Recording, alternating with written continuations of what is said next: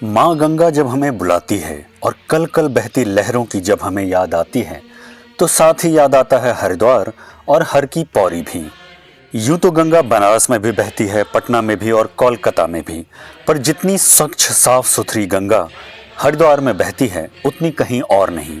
इसलिए हरिद्वार की गंगा में डुबकी लगाने का जो आनंद है वो किसी और जगह की गंगा में नहीं है।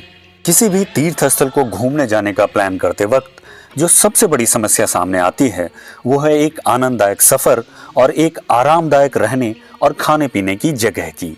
और इस वीडियो में हमने आपकी इसी समस्या का समाधान ढूंढने की कोशिश की है। आगे बढ़ने से पहले अगर आप इस चैनल पर पहली बार आए हैं तो इसे सब्सक्राइब करना मत भूलिएगा। इससे हमें प्रोत्साहन मिलती है ऐसे ही अच्छे अच्छे वीडियो बनाने की। दिल्ली से हरिद्वार अगर आप ट्रेन से जाना चाहते हैं तो सबसे अच्छा ऑप्शन है देहरादून शताब्दी। ये ट्रेन सुबह 6:45 पर न्यू दिल्ली रेलवे स्टेशन से चलती है और 11:33 पर आपको हरिद्वार पहुंचा देती है। हाँ, इस ट्रेन को पकड़ने के लिए आपको सुबह जल्दी उठना पड़ेगा, पर फिर आप हरिद्वार जल्दी पहुंच भी तो जाएंगे और आपके पास लगभग पूरा दिन होगा हरिद्वार एक्सप्लोर करने के लिए। सुबह सवेरे जब आप नई दिल्ली रेलवे स्टेशन पहुंचते हैं तो रंग बिरंगी रोशनी से सजा हुआ ये स्टेशन बहुत खूबसूरत दिखता है। थोड़ी देर इसे निहारने और इसकी खूबसूरती की मन ही मन तारीफ करने के बाद जब आप प्लेटफॉर्म पर पहुंचते हैं तो आपकी ट्रेन आपके स्वागत के लिए तैयार खड़ी मिलती है। कंपार्टमेंट के अंदर आकर आप अपनी सीट पर बैठकर अपना स्टेटस सोशल मीडिया पर शेयर करने में बिजी हो जाते हैं और आपकी ट्रेन हरिद्वार के लिए निकल पड़ती है। आप खिड़की से बाहर का नज़ारा देखने में व्यस्त हो जाते हैं और इधर आपको पानी का बॉटल यानी रेल नीर सर्व किया जाता है। बॉटल हाथ में लेते ही आप रियलाइज करते हैं कि ये बॉटल पहले से काफ़ी स्लिम हो गई है। ऐसा इसलिए कि इसने अपना वजन काफ़ी कम किया है। पहले ये 1 लीटर की हुआ करती थी, अब ये सिर्फ आधे लीटर की रह गई है। और आप सोचने लगते हैं कि किराया तो हर दिन बढ़ रहा है, पर यह फैसिलिटी हर दिन कम क्यों होती जा रही है। फिर आप इस सोच को झटक कर बाहर के नज़ारों में गुम हो जाते हैं। यूं भी एक आम आदमी ऐसे मामलों में सोचने के अलावा और कुछ कर भी नहीं सकता। आपकी ट्रेन अब रफ्तार पकड़ चुकी है और दिल्ली पीछे छूटती जा रही है। थोड़ी देर बाद आपको सुबह की चाय या कॉफ़ी जो भी आप लेना चाहें सर्व की जाती है। सुबह की ये चाय आपके चेहरे पे एक मुस्कान ले आती है और आप चाय की चुस्कियां लेते हुए एक बार फिर से बाहर के नज़ारों में गुम हो जाते हैं। चाय के कप के खत्म होने के थोड़ी देर बाद ही आपके सामने नाश्ते की ट्रे आ जाती है। नाश्ते को थोड़े मन से और थोड़े बेमन से निपटाने के बाद जब आप रिलैक्स होकर सीट को पीछे की तरफ टिल्ट करके आंखें मूंद कर माँ गंगा की लहरों में खोए हुए होते हैं और आपकी आंख लग जाती है। जब आपकी नींद खुलती है तो आप हरिद्वार पहुंच चुके होते हैं। हरिद्वार स्टेशन से बाहर निकलते ही आपको ऑटो रिक्शा, बैटरी रिक्शा और हाथ रिक्शा सब मिल जाते हैं आपको अपने गंतव्य स्थान तक ले जाने के लिए। आप इनमें से किसी को भी हायर कर सकते हैं अपनी पसंद के हिसाब से, पर हाँ, हायर करते वक्त मोल भाव जरूर कीजिएगा। टूरिस्ट को देखकर ये हमेशा ज़्यादा पैसे मांगते हैं। आपकी सवारी आपको लेकर आपके रहने के ठिकाने की ओर निकल जाती है। आसपास के बाजार के नज़ारों का आनंद लेते हुए, हिचकोले खाते हुए आप अपने ठिकाने तक पहुंच जाते हैं। हम जहां ठहरने वाले हैं ये जगह हरिद्वार में स्टे करने के लिए सबसे अच्छी जगहों में से एक है। हम जब भी हरिद्वार आते हैं यहीं पर रुकते हैं। ये जगह है सेठ आनंद राम जयपुरिया स्मृति भवन। ये हरिद्वार में राम घाट के करीब मोती बाजार में स्थित है। यहाँ आपको रहने के लिए साफ सुथरे कमरे, अटैच्ड टॉयलेट, खाने पीने की बहुत अच्छी सुविधा तो मिलती ही है, पर जो यहाँ की सबसे अच्छी बात है वो है इनका गंगा के किनारे अपना प्राइवेट घाट। ये घाट यहाँ पे रहने वाले लोग ही इस्तेमाल कर सकते हैं और इसी घाट पर कपड़े बदलने के लिए एक अलग कमरा भी है। यहाँ पहुँचते ही लोग सबसे पहले इस घाट पर आते हैं और अपने सामने कल कल बहती स्वच्छ और निर्मल गंगा को देखकर इसमें डुबकी लगाने से अपने आप को रोक नहीं पाते हैं।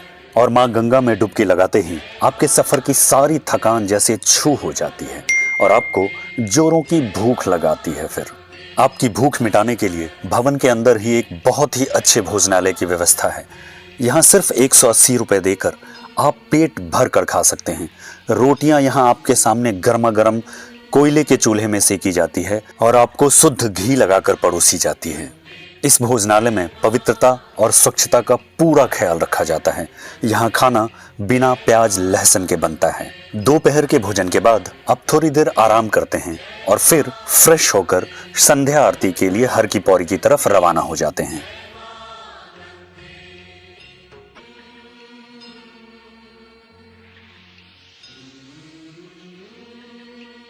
संध्या आरती में शामिल होकर माँ गंगा की आराधना करने के बाद आपके मन को बहुत शांति मिलती है, बहुत आनंद मिलता है।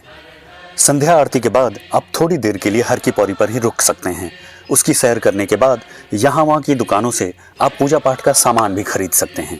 इसके बाद आप अपने ठिकाने पर वापस आकर रात्रि भोजन के बाद एक अच्छी नींद ले सकते हैं। सुबह सवेरे उठने के बाद आप हर की पौड़ी पर जाकर वहाँ भी गंगा स्नान कर सकते हैं और आसपास के मंदिरों में पूजा अर्चना कर सकते हैं।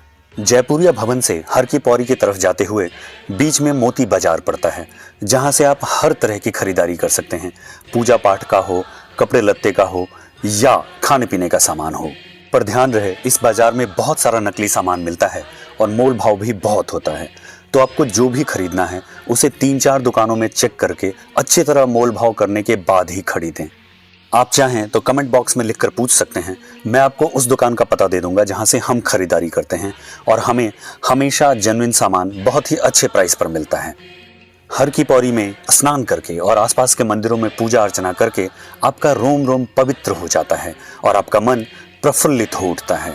और हाँ, हर की पौड़ी से वापस आते वक्त गंगाजल भरकर लाना मत भूलिएगा। वैसे तो हरिद्वार के आसपास 2-3 घूमने की बहुत अच्छी जगह है, जैसे ऋषिकेश, कनखल में स्थित नीलकंठ महादेव का मंदिर, पर सबसे प्रसिद्ध है मनसा देवी का मंदिर, जो पहाड़ के ऊपर स्थित है, जहां आप रोपवे से या लगभग 2-2.5 किलोमीटर की चढ़ाई करके पहुंच सकते हैं। पर ध्यान रहे, मनसा देवी मंदिर के दर्शन के लिए बहुत भीड़ होती है और टिकट विंडो पर बहुत लंबी लाइन लगती है। अगर आपको मनसा देवी के दर्शन करने हैं तो आपको जितनी जल्दी हो सके सुबह उठकर टिकट विंडो पर पहुंच जाना चाहिए। वीडियो के अंत में आइए आपको हरिद्वार से संबंधित कुछ सावधानियां भी बता दूं। सबसे पहले आपके लिए ये जानना जरूरी है कि तीर्थ स्थल होने के नाते हर की पौड़ी के आसपास के बाजार बहुत महंगे हैं। यहाँ मिलने वाली हर चीज़ बहुत महंगी है, चाहे वो खाने पीने का सामान हो या पूजा पाठ का सामान हो या कपड़े लत्ते हों। मुझे तो यहाँ पे स्थित कई सारे रेस्टोरेंट्स दिल्ली के अच्छे से अच्छे रेस्टोरेंट से भी महंगे लगे।